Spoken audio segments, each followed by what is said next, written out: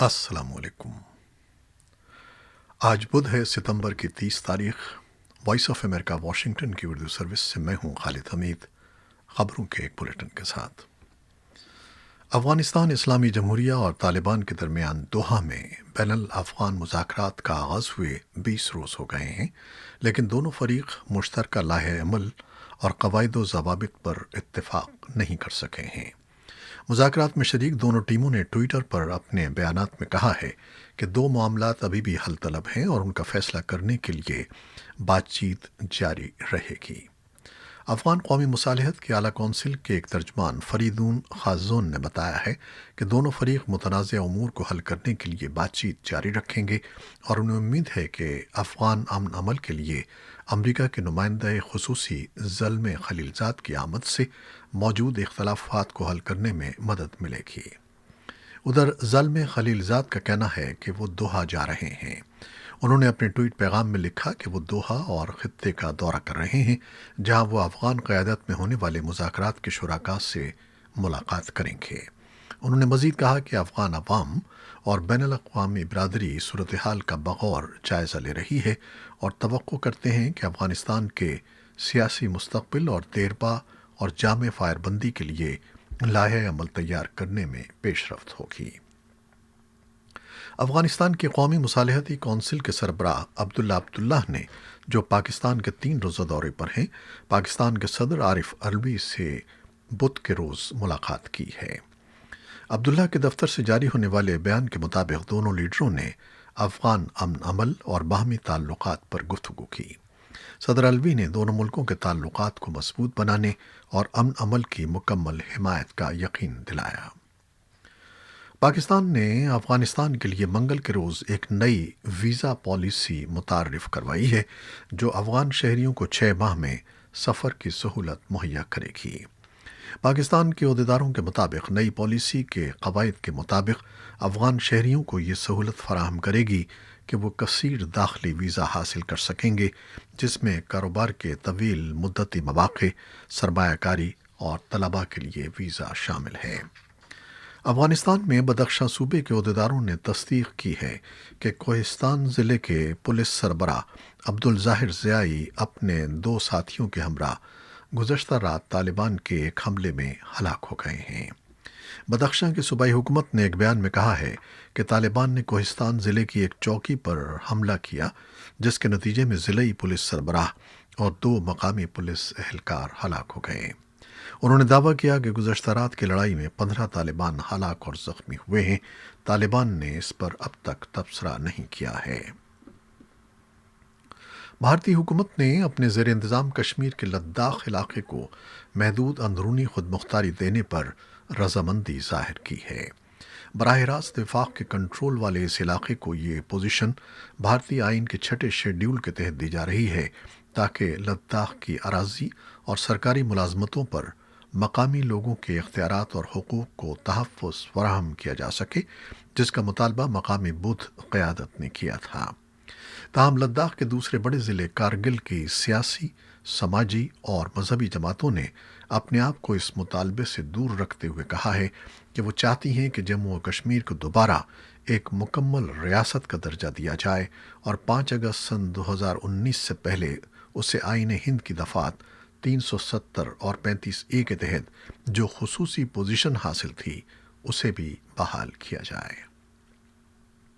لکھنؤ کی ایک خصوصی CBI عدالت نے بابری مسجد انہدام معاملے میں انہدام کے تقریباً 28 برس بعد اپنے فیصلے میں تمام 32 ملزموں کو شواہد کے فقدان کی بنیاد پر الزامات سے بری کر دیا ہے۔ اس کیس میں سابق نائب وزیر اعظم اور وزیر داخلہ LK اڈوانی، سابق مرکزی وزیر مرلی منوہر جوشی اور اوما بھارتی، اتر پردیش کے اس وقت کے وزیر اعلیٰ کلیان سنگھ اور کئی سابق اور موجودہ ارکان پارلیمنٹ اور بھارتیہ جنتا پارٹی اور وشوا ہندو پریشد کے رہنماؤں کو ملزم بنایا گیا اور ان پر بابری مسجد انہدام کی سازش کرنے کا الزام عائد کیا گیا تھا۔ عدالت نے منظم سازش کے الزام کو خارج کر دیا اور کہا کہ CBI اپنے الزامات ثابت نہیں کر سکی ہے۔ امریکہ کی دونوں بڑی سیاسی جماعتوں کے صدارتی امیدواروں کے درمیان پہلے صدارتی مباحثے میں تلخی دیکھی گئی ہے۔ ریپبلکن امیدوار ڈونلڈ ٹرمپ اور ان کے ڈیموکریٹک حریف جو بائیڈن نے ایک دوسرے پر سخت تنقیدی جملوں کا تبادلہ کیا۔ ریاست اوہایو کے شہر کلیولینڈ میں منگل کی شب ہونے والے مباحثے میں کورونا وائرس سے نمٹنے کی حکمت عملی پر دونوں امیدواروں نے ایک دوسرے پر حملے کیے۔ ڈیموکریٹک امیدوار جو بائیڈن نے کہا کہ عالمی وبا سے نمٹنے کے لیے صدر کے پاس کوئی منصوبہ نہیں ہے۔ وہ جانتے تھے کہ یہ مہلک وبا ہے، لیکن انہوں نے عوام کو کچھ نہیں بتایا۔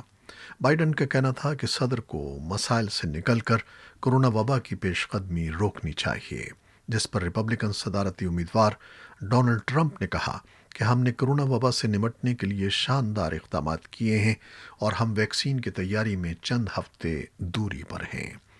3 نومبر کو ہونے والے صدارتی انتخابات سے متعلق دونوں امیدواروں نے الگ الگ رائے کا اظہار کیا۔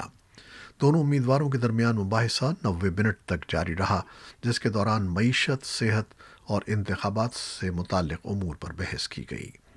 ڈیموکریٹک امیدوار جو بائیڈن نے ووٹرز پر زور دیا کہ وہ الیکشن کے روز اپنا حق رائے دہی لازمی طور پر استعمال کریں اور صدر ٹرمپ کی تجاویز سے نہ گھبرائیں، کیونکہ ان کے بقول شاید وہ نقصان قبول نہ کر سکیں۔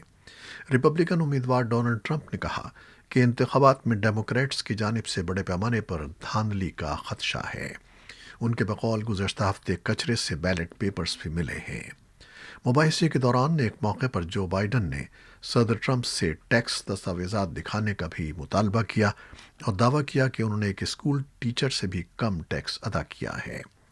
ٹیکس ادائیگی سے متعلق جو بائیڈن کی تنقید پر صدر ٹرمپ نے کہا کہ انہوں نے لاکھوں ڈالرز ٹیکس ادا کیا ہے۔ صدارتی مباحثہ ایسے موقع پر ہوا ہے جب 5 ہفتوں کے بعد امریکہ میں 3 نومبر کو صدارتی انتخاب ہونا ہے۔ دونوں امیدواروں کی عمریں 70 برس سے زیادہ ہیں اور ان کے درمیان مزید 2 مباحثے ہونا ہیں۔ دنیا بھر میں کورونا وائرس سے اموات کی تعداد 10 لاکھ سے تجاوز کر گئی ہے۔ عالمی ادارے صحت نے کورونا وائرس سے اموات کی تعداد 10 لاکھ تک پہنچنے پر افسوس اور دکھ کا اظہار کیا ہے۔ ایران میں کیسز کی تعداد 4,53,000 سے زائد ہو گئی ہے۔ بھارت میں کیسز کی تعداد 61 لاکھ سے زیادہ ہے اور 96,000 سے زیادہ ہلاکتیں ہو چکی ہیں۔ پاکستان میں گزشتہ 24 گھنٹوں کے دوران کورونا کے شکار مزید 8 مریض دم توڑ گئے ہیں اور 672 افراد میں وائرس کی تصدیق ہوئی ہے۔ پاکستان میں کیسز کی مجموعی تعداد 3,11,000 سے زیادہ ہے اور 2,96,000 سے زیادہ مریض صحت یاب ہو چکے ہیں۔ پاکستان کے مرکزی bank state bank of Pakistan کے مطابق گزشتہ مالی سال کے اختتام تک پاکستان کی مجموعی قومی قرضوں کا حجم 44 کھرب روپے سے تجاوز کر گیا ہے، جو پاکستان کی قومی مجموعی پیداوار کا 106% ہے، اور بعض ماہرین کے خیال میں یہ ایک تشویش کی بات ہے۔ تاہم اقتصادی ماہرین کا کہنا ہے کہ اگر حکومت کی طرف سے حاصل کردہ قومی قرضے پیداواری شعبے کی بحالی کے لیے استعمال کیے جائیں تو یہ قرضے ان کے بقول معیشت کے لیے بوجھ نہیں ہوں گے، لیکن اگر ان قرضوں کو غیر پیداواری شعبوں اور پہلے سے لیے گئے قرضوں کی ادائیگی کے لیے استعمال کیا جائے گا تو ان کے بقول یہ اقدام نہ صرف ملک کی معیشت کے لیے سود مند نہیں ہوگا، بلکہ ان قرضوں کی ادائیگی حکومت کے لیے ایک چیلنج بن جائے گا۔ دوسری طرف حکومتی عہدیدار یہ کہہ چکے ہیں کہ حکومت قومی قرضوں کے بوجھ کو کم کرنے اور ملکی معیشت کو پائیدار بنیادوں پر استوار کرنے کے لیے عملی اقدامات کر رہی ہے۔ پاکستان میں حزب اختلاف کی جماعتوں پر مشتمل اتحاد پاکستان ڈیموکریٹک موومنٹ (PDM) نے حکومت مخالف تحریک کے باقاعدہ آغاز کا اعلان کر دیا ہے۔ اس احتجاجی تحریک کا آغاز 11 اکتوبر کو کوئٹہ میں عوامی جلسے سے کیا جائے گا۔ قائد حزب اختلاف شہباز شریف کی گرفتاری کے بعد منعقدہ ہنگامی اجلاس میں حزب اختلاف رہنماؤں کو قومی احتساب بیورو کے نوٹس کے اجرا کی مذمت کی گئی ہے۔ تاہم وفاقی وزیر فواد چودھری کہتے ہیں کہ حزب اختلاف عدالتوں میں مقدمات کا دفاع کرنے کے بجائے حکومت کو دھمکیاں دے رہی ہے۔ صوبہ خیبر پختونخوا کے محکمہ آثار قدیمہ اور میوزیم نے بالی ووڈ کے عظیم فنکاروں دلیپ کمار اور راج کپور کے پشاور میں واقع گھروں کو تحویل میں لے کر آرٹ میوزیم بنانے کا فیصلہ کیا ہے تاکہ صوبے کے ثقافتی ورثے کو محفوظ بنایا جا سکے۔ اس ضمن میں خیبر پختونخوا کے director of archaeology and museum نے پشاور کے ڈپٹی کمشنر کو 2 مراسلے بھیجے ہیں، جس میں ان سے درخواست کی گئی ہے کہ بالی ووڈ کے اداکار راج کپور اور دلیپ کمار کے گھر جو عام لوگوں کی ملکیت ہیں ان سے خرید کر محکمہ آثار قدیمہ کے حوالے کیے جائیں۔ امریکی وزیر خارجہ مائک پومپیو نے نیٹو اتحادی ممالک یونان اور ترکی پر زور دیا ہے کہ وہ بحیرہ روم میں بڑھتی ہوئی کشیدگی کو ختم کرنے کے لیے جلد از جلد بات چیت شروع کریں۔ دونوں ممالک میں متعدد امور پر کشیدگی پائی جاتی ہے، تاہم انہوں نے مشرقی بحیرہ روم میں دونوں ملکوں کے بحری جنگی جہازوں کے ایک دوسرے کے سامنے آ جانے کے بعد یہ تنازع بات چیت کے ذریعے حل کرنے کی کوشش پر اتفاق کیا ہے۔ ترکی نے مشرقی بحیرہ روم کے اس علاقے میں تیل کی تلاش کے سلسلے میں جنگی جہازوں کی حفاظت میں ایک بحری جہاز بھیجا تھا، تاہم یونان کا دعویٰ ہے کہ یہ اس کا سمندری علاقہ ہے۔ یونان نے ترکی کے جہازوں کی آمد کے بعد خود اپنے جنگی جہاز اس علاقے میں بھجوا دیے تھے اور اپنی افواج کو تیار رہنے کا حکم جاری کیا تھا، جس سے یہ تنازع بڑھ جانے کے خدشات پیدا ہو گئے تھے۔ ترکی نے اس علاقے سے اپنے جہاز واپس بلا لیے تھے اور کہا تھا کہ اس اقدام سے 1 اکتوبر کو ہونے والے یورپین ممالک کے سربراہ اجلاس سے قبل بات چیت کے لیے سازگار فضا قائم ہوگی۔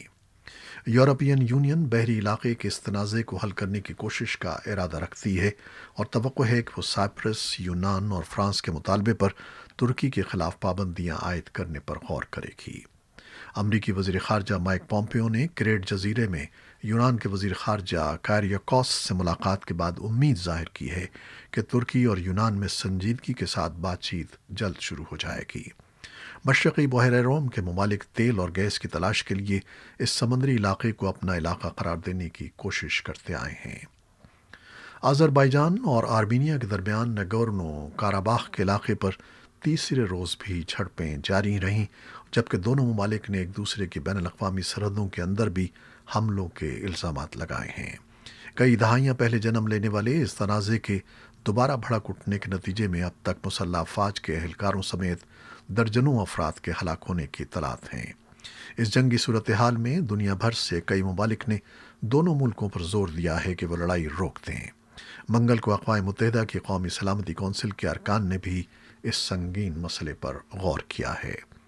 یہ تھیں وہ خبریں جو فیس بک لائیو پر ہم نے آپ کے لیے پیش کی۔